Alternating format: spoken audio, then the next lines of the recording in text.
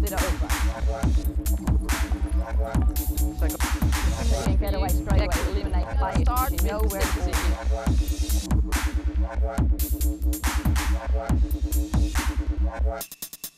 Hi and welcome to Hockey Zone. We're coming to you from East, where the men are celebrating the decades of their premiership successes. I'm going to catch up with the 85, 95 and 2005 captains and hear what they've got to say about their reminiscing years. So with the 1985 captain of the East Tigers, Peter Shaw. Peter, memory of the grand final? Oh, it's a long time ago now, Tom, but obviously a great memory was winning it. We'd had an exceptionally good year where we were undefeated, so as we got into semi-final time you started to worry a little bit about how we were going to go, whether we were going to win that or lose that one game. But we had won the round games, but we actually did lose the semi-final, and then we played Valleys and beat them in extra time, and then we got into the grand final. And I think that game, from my memory, went to extra time as well. So all in all, it was just a fantastic win to a great year. And relationship with you, captain in the early years with the coach of the day? Yeah, that was the old style where we had the captain coach. To a degree, we're probably starting to head back that way with the way I'm setting things up in 2015 and last year, where we have a team of off-field, but really a lot of it's on-field. So we have a leadership group that run the players on the field, look after half-time, do all the G-ing up, all those types of things. So yourself back then, like captain and coach, do you have anyone on the sideline that you went to?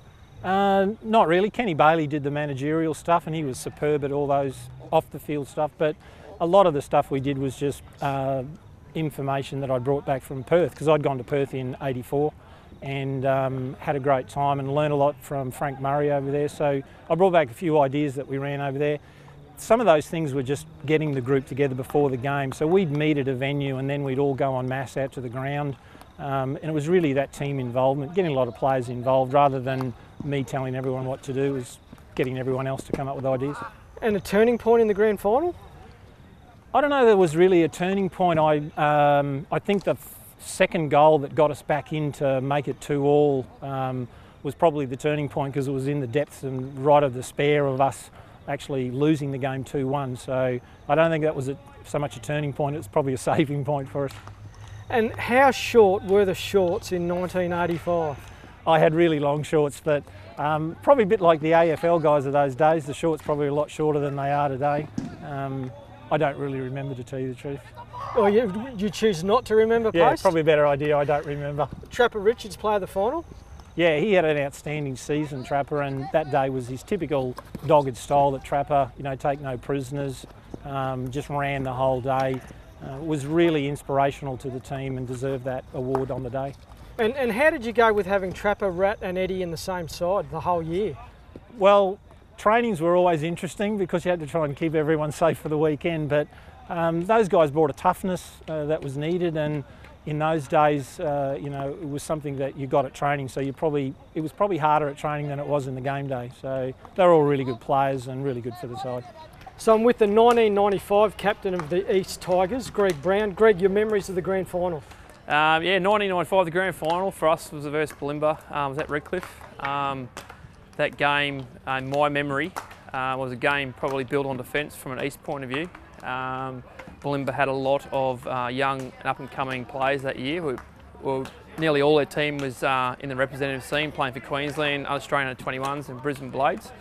Our team is built on experience. We've had some older players there, Ray Carey, Warren Richards, and also we had some younger players like Murray Richards, who was verging on the Australian side, Danny Mayfield, Joey Pembroke, and the list goes on. I've only named a few there.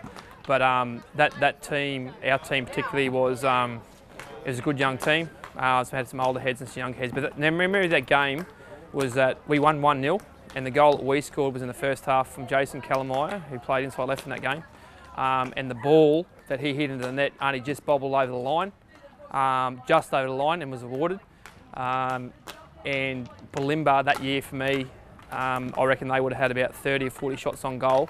Hence, in that particular grand final, our goalkeeper that year, Piers Shaw, was named man of the match in that final, which from a grand final point of view, you don't see a lot of that. That was my memory of that. Very, very close, could have gone either way, but I think our experience in the end and the way we controlled the ball really got us home in that game.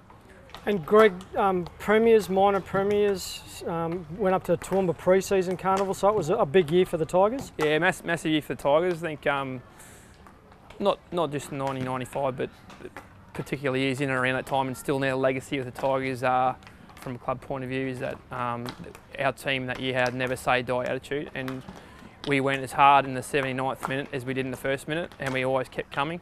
And I suppose that was one of the legacies of that team that year as well. But I think that year we had a team who wanted to win everything, and we did. We didn't go through undefeated too, so we did have some losses, but we learned from those. But I think from a team point of view, we just all wanted one common goal. I think that's what drove us home into the end to win those titles. And not out there for individual awards, Reg, but obviously for yourself, a finesse to the end of the year was winning the Foster's Medal, best player in the Brisbane comp in 1995. Yeah, my memory of that was quite a fond memory for myself. There were a lot of good players from East, and also like Peter Shaw, Ray Carey, Greg Browning, those type of players who'd won that medal before me. And for me it was a good honour. I was captain of the 1995 East side, and to win that was icing on the cake for myself. There's always a bit of a legacy that went round that whoever won the Foster's Medal, if there's a player from that side who played in the grand final, that was a bit of a bad luck sign. But not for us that year. In 1995, we managed to obviously win most things we played in the grand final. And what was it like to captain that side, Reg? For me, that was my first year as captain of the East that year. And for me, it was a good learning curve for me. We had a lot of ex-captain in our side at that time as well, so he helped me along. Ray Carey helped me along a lot that year. But that was, it was an awesome feeling. And I suppose, like for me, I was only, I would have been 22, 23 then, so for me to stand up there at the end of the year and hold that trophy up for the Tigers was a very special moment for me. The first grand final winner and the captain was very special. I still remember that to the day, 20 years ago. So now with the 2005 captain, George Coulton, memories of the grand final, George? Yeah, it's a bit of a blur actually. Obviously, you know, when you're out there in the grand final, it's all going pretty hectically, and the pace of the game's so fast. But looking back on it now, you know, it was a really tough game. We were sort of ahead most of the game, I think, and we sort of had that lead, but then they started coming back. So it was just a really big relief, I suppose, at the end of the game to come away with the win, and it was you know, an exciting moment, and you know, one of those things you'll always remember. Score, George? Gee, oh, that's pushing me. I'm pretty sure it was 3-1. I'm not quite sure, but like I said, I think we were up 1-0, maybe 2-0, and they came back to 2-1, and we got an extra one at the end. I think might have been 3-1. I'm not exactly sure. And you had a famous Australian in the side that happened to get something in the game as well. Yeah, no, Wellesley was pretty good. He played at the back, and he was, you know, he's a rock. He was awesome back there. He hitting the long balls through to us and made our job really easy. So you know, he played really well that day, and yeah, and he got player of the match. So you know, what can you do when you got a player like that back there? It's really good. So what was it like to captain a side with someone like Matt in the squad? Yeah, no, it was a really big honour. You know, the whole team was fantastic. No, we had a great bunch of blokes there who really just put in for each other. Were really good mates off the field and on the field. You know, they played for each other. We partied together after the games and stuff. And to have him in the mix was just an added bonus, I suppose. To have him at the back there and to steer the team around was just really good, really helpful. And did Brad Mathers actually have hair at any stage in that part of his career? I think he had a little bit, but not a great deal. No tats back then? Oh, he had a couple. I think he was building his empire of tats on his arms. He's got a few more these days. And you're going to tell us what happened at Stratty? I could tell you if I could remember, but I'm not sure. I don't think too many of the boys would be pleased if I gave that story away. And the season as a whole, George, in 2005 for the East Tigers? Yeah, no, it was a really good season. You know, the boys, like I said, that we had a great bunch of boys there playing together, and like they really enjoyed each other's company, whether it was on the field or off the field. And you could tell on the field that they just put in for each other, and it was a really enjoyable season. The boys played together hard, they trained hard, you know, and really deserved that win. It was really good to come away. We were building to that one for a couple of years. You know, we had a couple of missed chances, I suppose, the years before, and to finally win that season and to come away at the end of that season with the win was fantastic. So it was really good. And George, you're the closest to the 2015 squad, and you probably would have played with a couple of boys out here. The pressure's going to be on them this year from the old boys to get over the line. Yeah, I'd mention them. I speak to them, a couple of them still, but I don't have to mention it to them. I suppose it's in the back of their mind, but you know, they're probably professional enough not to worry about that too much, and they'll just go about their business as they do, and you know, try their hearts out as they do each week, I suppose. So to get that win would be special to make it through. You know, the 10 years apart each premiership, but like I said, I won't be thinking about that. They'll just be thinking about this weekend and getting the job done this weekend. When the time comes, you know, in September, they'll be putting their heads down again. But it's not all about the past, it's about the future. I'm with the president of the East Hockey Club, Todd Fuller, who's been good enough to come along today and join us in Hockey Zone on their club day. So Todd, where did the club day come from? Well, it's 10 years since the 2005 Premiership, and then we started thinking, well, 2005, 1995, 1985, a lot of fives involved. Reg Knowles, who's now our coach and player development officer here at the club, went about getting it all together for us and decided he'd start emailing people. Once we got the impetus from those guys, all of a sudden we had a group of 40, 45, 50 people who wanted to come back and spend the day with us. And Reg's role in the club in 2015? Well, you can see behind me one of our sponsors, Powell Industrial, who help out with Hockey Zone and hockey in general, came on board with us this year, and we looked at having a coach and player development officer within the club.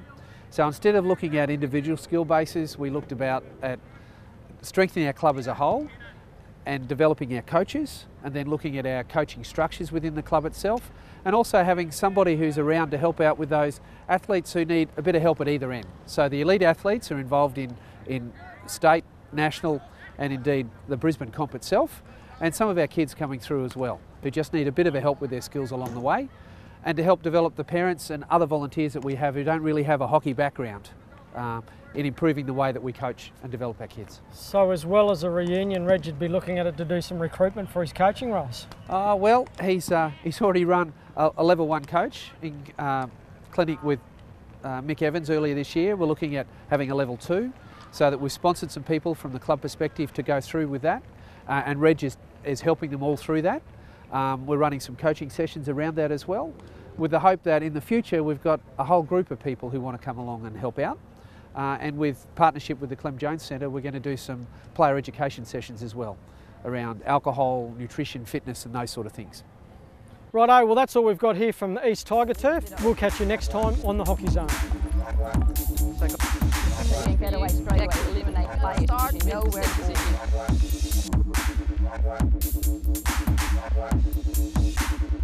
to